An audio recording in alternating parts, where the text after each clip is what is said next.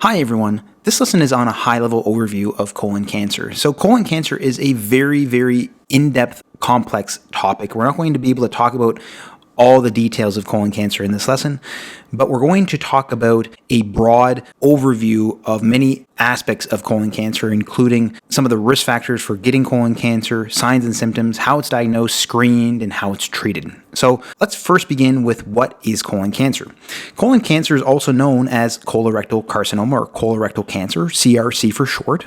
It is a cancer involving the large intestine and or rectum. So if we look at this image here is the gastrointestinal system. So here's the esophagus going into the stomach, going into the small intestines, which then leads to the large intestine, and then eventually into the rectum, and then that completes the gastrointestinal system. So the large intestine, the large bowel, and the rectum can be affected by this cancer. So cancerous growths can occur in this part of the gastrointestinal system. That is what colon cancer is. So it can be a tumor or growth that may affect the right colon. So the right colon here, we're looking directly on the patient. So this is the right side of the patient. The left colon, so this is the left colon here, or the rectum. So either of or multiple parts of the colon can be affected. And we're going to talk about the pathophysiology of colon cancer, but the brief summary of the pathophysiology is that there is a malignant growth that arises from a polyp. And we'll again talk about this in more depth. Now, colon cancer is a very important topic to talk about because it affects many individuals. And it is actually the third or fourth most common type of cancer. And again, this depends on the country that it is measured in. But likewise, it is a very common type of cancer. Approximately 5% of all cases of colon cancer are actually attributed to two genetic causes. We're going to talk about those in the next slide when we talk about risk factors, but the rest of them are going to be from other factors. Most are going to be sporadic cases which occur due to lifestyle choices and other factors, and we're going to talk about those in the next upcoming slides. And colon cancer itself is actually the most common cause of large bowel obstruction in adults. So you can imagine that if there's a cancerous growth in the large intestine, if it grows so much, it can actually block off the whole lumen of the large intestine, leading to an obstruction. And this will lead to some other signs and symptoms. We're going to talk about those as well later on in this lesson. And this type of cancer increases in prevalence the older a patient gets. And the actual mean age of onset of this cancer is roughly 70 years of age, but there has been some new evidence showing that the mean age of onset is actually decreasing. So younger and younger patients are actually getting colon cancer. So let's talk about those risk factors now. So we mentioned that older age, so increasing age as a patient gets older, they're at an increased risk for getting colon cancer. And this is common with all types of cancers. As you get older, you accumulate more and more mutations in the DNA, and this is going to increase your risk for getting many different types of cancer, including colorectal cancer. This is going to be more particularly important after the age of 50, but again, as we mentioned before, there has been a lot of new evidence showing that younger and younger patient populations are getting colon cancer. So there does seem to be a lot of lifestyle and other risk factors that are involved in getting colon cancer. A family history of colon cancer is also another risk factor, particularly first-degree family members under the age of 60. So if one of your parents had colorectal cancer before the age of 60, that will definitely increase your risk for also getting colon cancer as well. Another risk factor that is a more personal risk factor for the patient is going to be a history of inflammatory bowel disease. So this can be Crohn's disease, but more specifically, it's going to be ulcerative colitis. So Crohn's disease can increase your risk for getting colorectal cancer, but ulcerative colitis is going to be the more significant increasing risk factor out of the two. So with ulcerative colitis, the rectum and parts of the large intestine are going to be inflamed chronically. And because of that chronic inflammation in the large intestine, it's going to increase the risk of colon cancer. So these last few risk factors have been risk factors that are outside of the control of the patient. But the next ones are going to be important with regards to lifestyle and certain choices a patient can make that can either increase or decrease the risk for colon cancer. One of them is going to be dietary history, especially a low-fiber diet. So having a history of a low-fiber diet is going to increase your risk for colon cancer. And then a history of excessive eating of processed meats is going to be another risk factor as well. So again, not all meat consumption, but it's going to be processed meats more specifically. So processed meat consumption, pepperoni, salami, those types of foods are going to increase your risk for colon cancer, especially if you eat those a lot. And again, with a low fiber diet, this is going to be a history of a low fiber diet. Now, another important risk factor for many different types of cancers is a history of smoking. So smoking is going to increase the likelihood of mutations occurring in your DNA, and this is going to increase the risk of many different types of cancer, and colorectal cancer is one of them.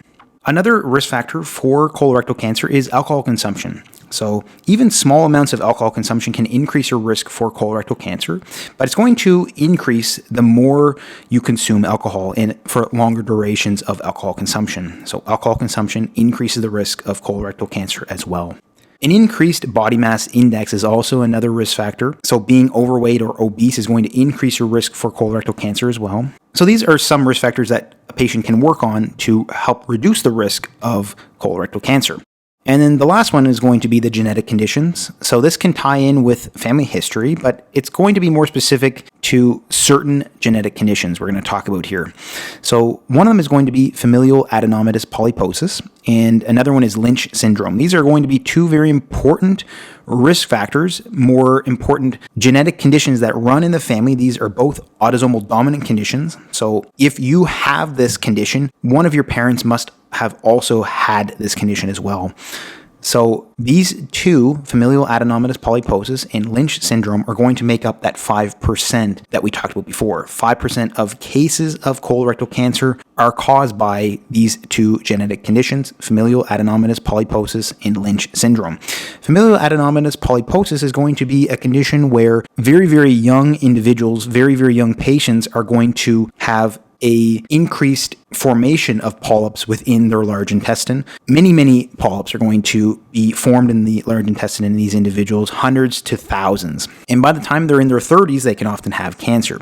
Lynch syndrome is going to be a cancer with a mean age of onset in the 40s. And so it's a little bit later, but Lynch syndrome is also associated with other types of familial cancers as well. We can also see Peutz-Jeghers syndrome being a possible genetic condition that increases the risk of colorectal cancer. And then we can also see Gardner syndrome and Turcot syndrome being conditions that increase the risk for colorectal adenomas or polyps and ultimately increase the risk for colorectal cancer as well. Now let's briefly talk about the pathophysiology of colorectal cancer.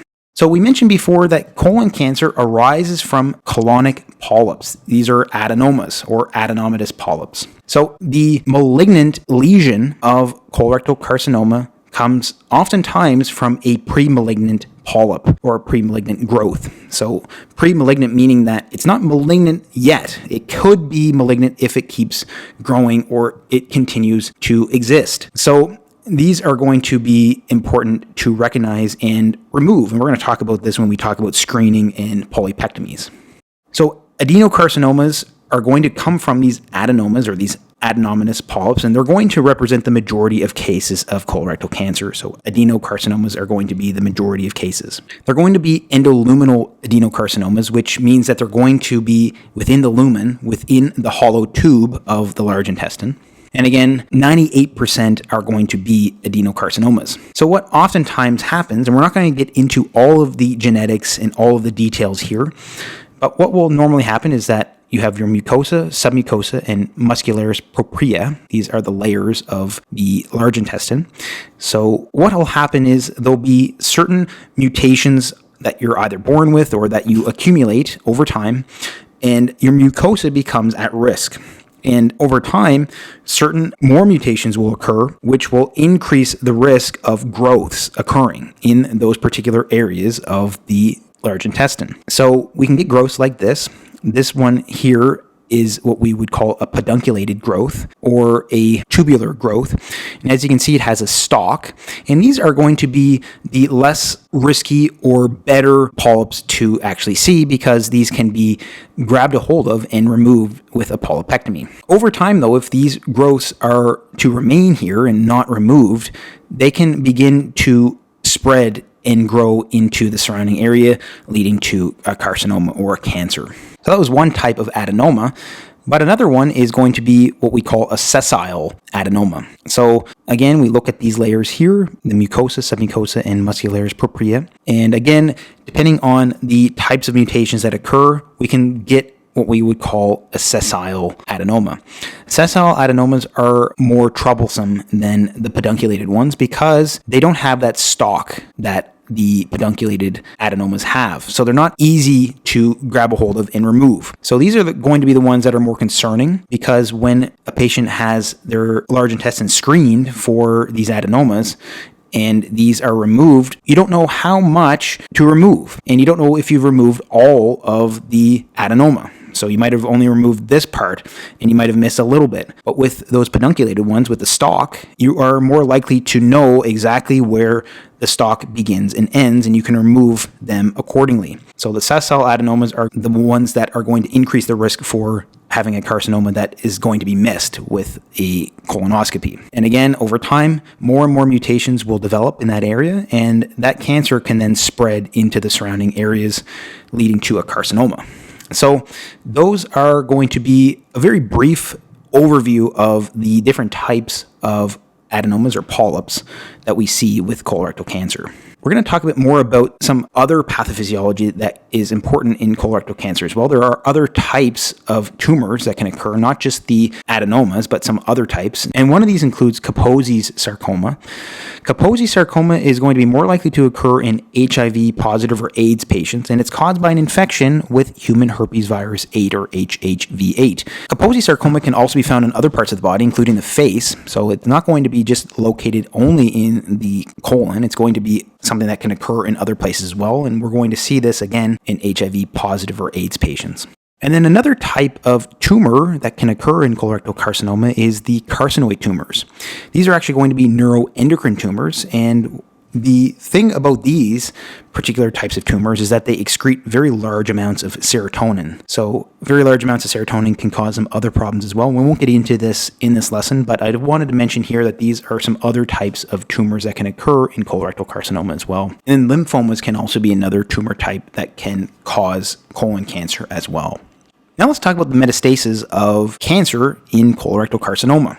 So there are actually a variety of patterns of spread of the cancer. So after the cancer has grown into those mucosal layers we talked about before, if it continues, if it is not caught and treated and dealt with, it can spread. That cancer can spread into other parts of the body. And it's going to go to certain parts of the body depending on how it spreads. So there is going to be one type of metastasis known as direct invasion or direct extension. So this is where the tumor itself continues to grow in the large intestine, and it just stays in its local area, but it continues to get bigger and bigger. And this is going to essentially be where we see in this image here, there's a cancer that grows and grows and grows, and it grows into the surrounding areas. So it grows within the bowel, and then it may spread past the bowel wall and invade into other abdominal structures and organs. So it stays in the area, and it just slowly grows and grows and grows, gets bigger and bigger, and it starts to go into the abdominal cavity. There's also another mechanism of spread known as hematogenous spread. Hematogenous meaning that it spreads in the blood. So this is where the cancer leaves the bowel, goes through the bloodstream to go to other organs and other organ systems and other parts of the body. So there's going to be several ways that this can happen. So this is where cancer cells from the tumor in the large intestine leave, enter into the blood, and go to other sites. So it can travel via gastrointestinal veins to the portal circulation. The portal circulation is ultimately going to the liver. So normally, most blood is drained from the gastrointestinal system into the portal circulation and ultimately goes to the liver for filtration and for other processes. So if it were to go through those gastrointestinal veins to the portal circulation into the liver, this can lead to liver metastases. So liver metastases are actually going to be the most common type or most common location of metastasis in colorectal carcinoma. These cancer cells from the colorectal carcinoma can travel to other sites though, so they don't necessarily have to travel through the gastrointestinal veins to the portal circulation. They may actually travel through the lumbar and vertebral arteries. So they can go through other circulatory pathways as well. And this is where it's going to lead to metastases in the lungs and the brain. So those are the ways by which cancer cells from the colorectal carcinoma, the tumor in the large intestine, how those cells from that cancer can spread to other sites through the blood. So again, via gastrointestinal veins, the portal circulation to cause liver metastases, or through the lumbar and vertebral arteries to the lungs and the brain. But there is one other mechanism or method of spread of the colorectal carcinoma, and that is through the lymphatic system. So oftentimes, if it spreads through the lymphatic system is going to lead to regional spread. It's not going to go too far, not like what can happen with hematogenous spread. So the lymphatic system is located throughout the body and acts as a way of picking up excessive fluid, and it also operates as part of the immune system as well. A lot of immune cells are located within the lymphatic system to pick up any microbes that happen to enter into the lymphatic system. So a cancer could leave the large intestine and then enter into the lymphatic system, but it's not going to spread too far. It's only going to stay in the region, but it can spread a bit through the lymphatic system as well. Now let's talk about colorectal carcinoma signs and symptoms. So there's going to be 3 different ways a patient is going to present with colorectal carcinoma. One of them is going to be asymptomatic. So the patient may be asymptomatic, but they can have colorectal carcinoma. The cancer itself may not have grown to a point where it's causing the patient any problems. So these patients are going to be detected by screening methods that we're going to talk about in the next upcoming slides. But if a patient is going to have certain symptoms, those symptoms are going to be abdominal pain. So they're going to have some vague abdominal pain that's going to occur, and they're going to have stool changes. This is going to be very important with seeing symptoms and signs of colorectal carcinoma. So stool changes are going to include stool caliber changes. So the patient can have a very thin stool, so they can have what we would call pencil stool or pencil-shaped stool. And you can imagine that if there's a tumor growing within the large intestine, it can slowly decrease the width of the large intestine. So stool going past that obstruction is going to get thinner and thinner. So we can see a pencil-shaped stool or changes in stool caliber. We can also see changes in stool frequency. So we can see alterations in a patient going from having excessive diarrhea to being constipated. So it can go back and forth, diarrhea, constipation, diarrhea, constipation. This can look like irritable bowel syndrome, but if it occurs in a patient that is older, this is going to be a finding that's going to increase the suspicion that this could be colorectal carcinoma. So again, these bowel habit changes can be alternating between diarrhea and constipation. Patients with colorectal carcinoma can also experience weight loss. So weight loss can be an important constitutional finding with many different types of cancers, including colorectal carcinoma. And then another way that patients can come to the attention of clinicians is through other findings, including melena, which is a black, tarry, smelly stool, or hematochezia, bright red blood per rectum. And this is going to lead to iron deficiency. So I want to make a point here by saying that a finding of iron deficiency in older patients especially is going to be something to look out for. So even if the patient doesn't notice melena or hematochezia, they could still be losing small amounts of blood each time they use the washroom. And this can lead to an iron deficiency anemia. So if you see iron deficiency anemia in especially older patients, then this is going to be a red flag when thinking about colorectal carcinoma. Now, there are some other clinical features that can occur in colorectal cancer as well. So these are going to be due to a large bowel obstruction. We mentioned that colorectal carcinoma is actually the most common cause of large bowel obstruction in adult patients. So again, it's because you can imagine that if the tumor or the cancerous growth continues to grow and grow and grow, it can actually start to block off the lumen or the hollow tube of the large intestine. So it can lead to a complete blockage where nothing can go past. So no gas or no feces. So this is going to lead to particular signs and symptoms. And some of these can include nausea and vomiting. So if everything is backed up in the gastrointestinal system, gastrointestinal motility is going to suffer, and this is going to increase the risk of having nausea and vomiting in these patients. Constipation is also going to be another finding because nothing can get past that blockage. A patient is not going to have any bowel movements. Obstipation can also occur. Obstipation is where there is no passage of feces or gas at all. So the patient is not passing flatus.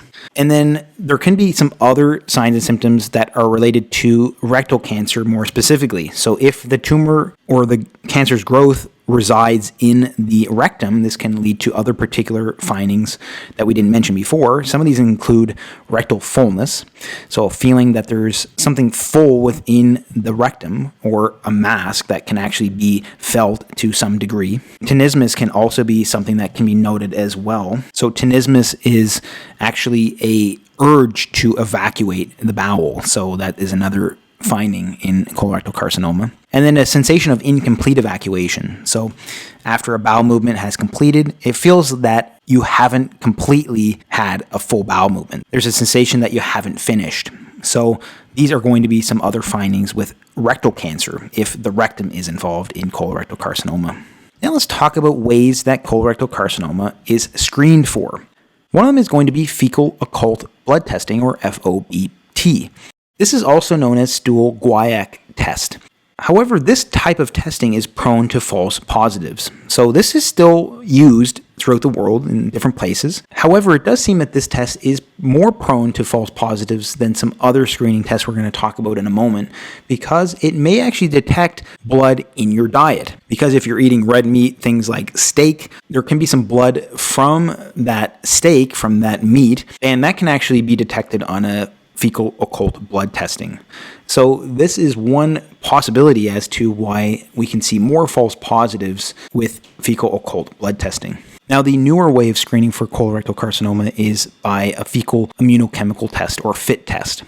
So this is becoming more and more preferred over the fecal occult blood testing because of the fact that the FOBT is prone to false positives. And then another method of screening, which is not going to be utilized that often for colorectal carcinoma, but can detect some cancers, is a digital rectal exam. Although most times clinicians are going to utilize an FOBT or an FIT, or FIT test. Now, this is going to differ depending on the country you reside in, but some guidelines will suggest screening should begin at the age of 50. We talked about increased age, especially 50 years and older, being a risk factor for getting colorectal carcinoma. So oftentimes guidelines are going to suggest screening to begin at age 50, but there may be cases where this is going to be even earlier than that, especially if a patient has a family history of colorectal carcinoma. If they do, then begin screening at 40, but if there is an even earlier diagnosis in the family, then start screening 10 years before the age of onset. So if a patient has a parent who had colorectal carcinoma at the age of 45, then screening should start at the age of 35. So that is one example. So again, we did mention that younger and younger patients do seem to be getting colorectal carcinoma. So these numbers may change, and in some places they may be even younger than this for screening. But for the purpose of this lesson, and most guidelines do suggest that screening should begin at the age of 50. Now, how is colorectal carcinoma diagnosed? So we talked about some of those screening methodologies that can be used to determine whether a patient is going to get further testing. So one of them is going to be flexible sigmoidoscopy. So this is where the sigmoid colon itself is going to be looked at. It's not going to detect all cancers, because you can imagine that the sigmoidoscopy is only going to get to a certain point. It's not going to be able to check the right colon, for instance. It can diagnose approximately 3/4 of cases, but because it only looks at part of the large intestine and misses other parts of the large intestine, oftentimes it's important to continue to have screening with an FOBT or an FIT. And a flexible sigmoidoscopy is going to be performed more frequently. It's going to be performed roughly every 3 to 5 years. Now, the best way of screening and diagnosing colorectal carcinoma is by a colonoscopy, and a colonoscopy with biopsy more specifically. So a colonoscopy is going to be like a flexible sigmoidoscopy, but it's going to have the ability to look at the entire large intestine. This is going to be the most sensitive and specific way of diagnosing colorectal carcinoma and colorectal polyps. And it's going to be performed every 10 years unless abnormalities are found. Different guidelines will determine the frequency of colonoscopies and screenings. So again, most commonly it's going to be a colonoscopy every 10 years, especially if there are no polyps found. And then what's going to often happen is that if there are polyps found, that can increase the frequency of colonoscopies in the future. So follow-up colonoscopies are going to become more and more frequent if there are more abnormalities found. So again, oftentimes the screening and the colonoscopies are going to start at the age of 50, and they're going to continue as you get older. And the colonoscopies themselves carry some risk. There are risks involved with the colonoscopy. It requires anesthesia. There are certain risks that can be involved with colonoscopies. So as a patient gets older, and the older a patient gets, the benefits and risks associated with colonoscopy is going to have to be discussed more rigorously with your clinician or your physician. So again, that's important to also discuss as well.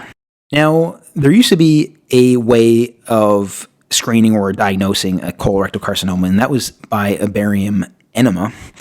And this is actually not used anymore. This was actually something that would only detect colorectal carcinoma at a late stage, oftentimes stage 3 or higher. But the reason I bring this up is that it has such a classic look to the image that it can be oftentimes an important learning point when learning about colorectal carcinoma. So old images with barium enema and colorectal carcinoma cause the image to look like this. And this is what is called an apple core lesion. It actually literally looks like the core of an apple.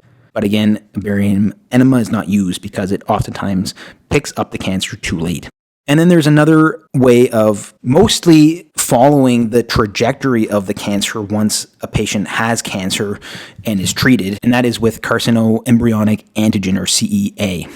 So again, it can be utilized for prognostic purposes. And again, this is going to be a blood test that is not so much for diagnosis, but more for following a patient and determining their prognosis when they have already been diagnosed with colorectal carcinoma. So when they have been diagnosed with colorectal carcinoma and they have a CEA performed, if the CEA is higher, that leads to a poorer prognosis for the patient.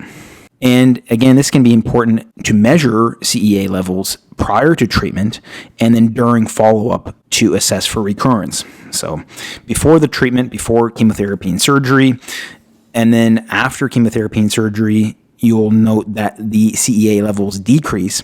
And if you start to keep an eye on that CEA level and it starts to increase again, that indicates a recurrence of the cancer. So that is important to recognize as well. And then a CT scan is important for staging the cancer. So we're going to talk about some of the staging in the next slide. So let's talk about the staging. So the staging of colorectal carcinoma is by the TNM system of staging: tumor, node, and metastasis.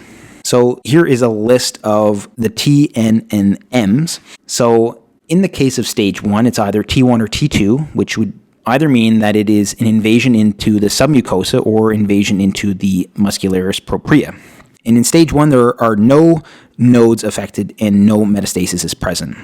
Stage 2 is when there is T3 or T4, so the cancer is spread even more. So it's invasion into the muscularis propria and into the serosa, or there is invasion into adjacent structures or organs. But no nodes are affected and there is no metastasis. That would be stage 2. Stage 3 is when there is actual node involvement.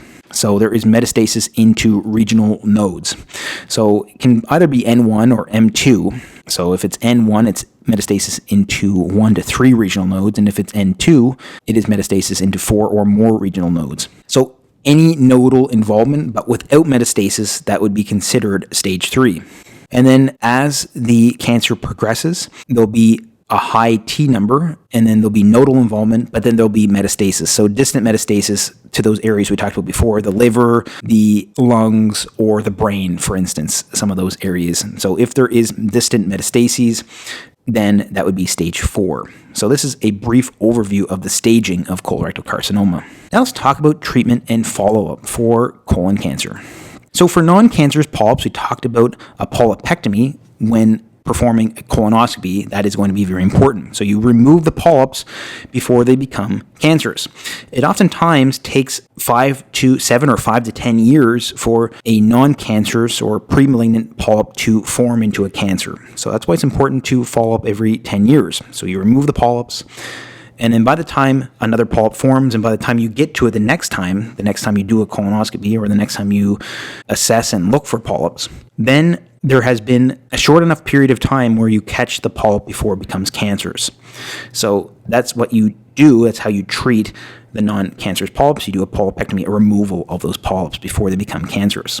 If it is cancerous, if there is a cancer into the mucosa, either one of those earlier or lower stages of the cancer, surgical resection of that particular part of the bowel is going to be important. So removal of that part of the bowel. So it's going to be a colectomy, so partial colectomy oftentimes. So if you were to take that part out where the cancer is located, and then you do a primary anastomosis, so you connect the two pieces back together, that would be an anastomosis. So that affected part of the bowel is removed, and then the two parts are put back together again. So that would be an anastomosis. If it is the case of a rectal cancer, in these cases, there is a higher recurrence rate of cancer, and it's oftentimes going to be a resection as well. Adjuvant therapy is oftentimes going to be utilized depending on the stage of cancer. If it is stage 3 or higher, definitely going to have more adjuvant therapy because nodes are going to be involved, and oftentimes there could be a metastasis involved. So you're going to use adjuvant chemotherapy in those cases. And what's going to be used are the following. And some of the regimens that's going to be utilized is Folfox, so folinic acid, F for fluorouracil, and the OX for oxaliplatin. Folfury can also be utilized as well. And in some cases, capecitabine with oxaliplatin can be used. And then in some cases, VEGF inhibitors can be utilized like bevacizumab. If there is distant spread, if it is stage 4 or there's distant metastasis, palliative care is going to be utilized for those patients. And if there is recurrence, and that can occur in some patients, if there's going to be recurrence is going to occur within the first 3 years after surgery. So 90% of recurrence will occur within 3 years of surgery. So that's important to recognize as well. And we talked about CEA levels being important to follow to assess whether there is recurrence of the cancer. So again, CEA measurement, CEA levels that increase after treatment indicate recurrence. So CEA is something to also measure for follow-up purposes. So that was a broad overview of colorectal carcinoma, but if you want to learn more specific details about colorectal carcinoma or colon cancer, please check out my lessons on those specific topics. And if you haven't already, please like and subscribe for more lessons like this one. And as always, thanks so much for watching, and I hope to see you next time.